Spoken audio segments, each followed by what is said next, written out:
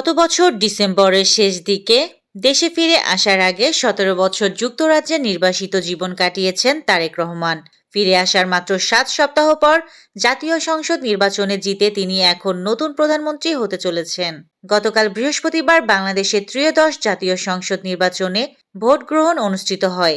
বেসরকারি ফলাফল অনুযায়ী তারেকের নেতৃত্বে বাংলাদেশ জাতীয়তাবাদী দল বিএনপি নিরঙ্কুশ জয় পেয়েছে।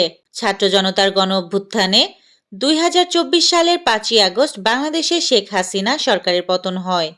বেশ কয়েকটি ঘটনার সুনির্দিষ্ট তথ্য তুলে ধরে নির্বাচন সুষ্ঠুভাবে হয়নি বলে অভিযোগ করেছেন বাংলাদেশ জামায়াতে ইসলামীর আমির ডাক্তার শফিকুর রহমান।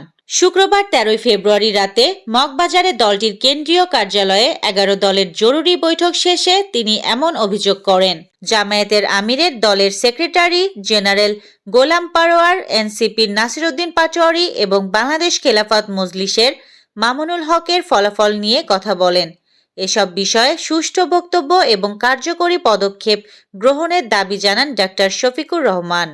ত্রয়োদশ জাতীয় সংসদ নির্বাচনে দলের ইতিহাসে সবচেয়ে বাজে ফলের শিকার হয়েছে জাতীয় পার্টি জাপা। এমনকি নিজেদের দুর্গ হিসাবে পরিচিত রংপুরেও তাদের ভোটে ধস নেমেছে। বৃহস্পতিবারের ১২ ফেব্রুয়ারি লড়াইয়ে একটি আসনও পায়নি দলটি। বিপুল ব্যবধানে গণভোটে জিতেছে হ্যাঁ ভোট।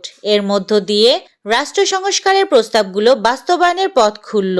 ত্রয়োদশ জাতীয় সংসদ নির্বাচনের দিন গতকাল বৃহস্পতিবার জুলাই জাতীয় সনদের সংবিধান সম্পর্কিত প্রস্তাবগুলো বাস্তবায়নে গণভোটও অনুষ্ঠিত হয়।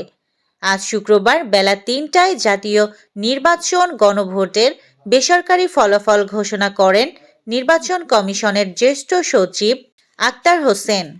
খুলনার রূপসা উপজেলায় মোহর আলী নামে এক মিষ্টির দোকানের কারিগরকে কুপিয়ে হত্যার অভিযোগ উঠেছে তার স্ত্রীর বিরুদ্ধে। ঘটনার পর স্ত্রী হোসনে আরা পলাতক রয়েছেন। শুক্রবার ভোর ৬টার দিকে উপজেলার জয়পুর গ্রামে এ ঘটনা ঘটে।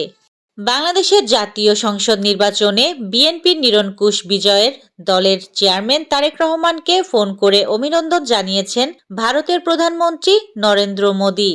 আজ শুক্রবার ভারতের প্রধানমন্ত্রী তার এক্স হ্যান্ডেলে এ তথ্য জানান। যুদ্ধকালীন পরিস্থিতিতে নেতানিয়াহু একজন দারুণ প্রধানমন্ত্রী, বললেন ট্রাম্প।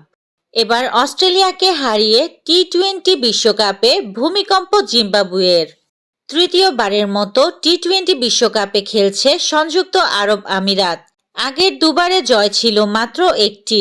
আজ কানাডাকে হারিয়ে দ্বিতীয় জয়ের দেখা পেয়েছে আমিরাত। এই ছিল আজকের শীর্ষ সংবাদ। ছিলাম আমি ইয়াসমিন আক্তার, সুরমা টিভি 24।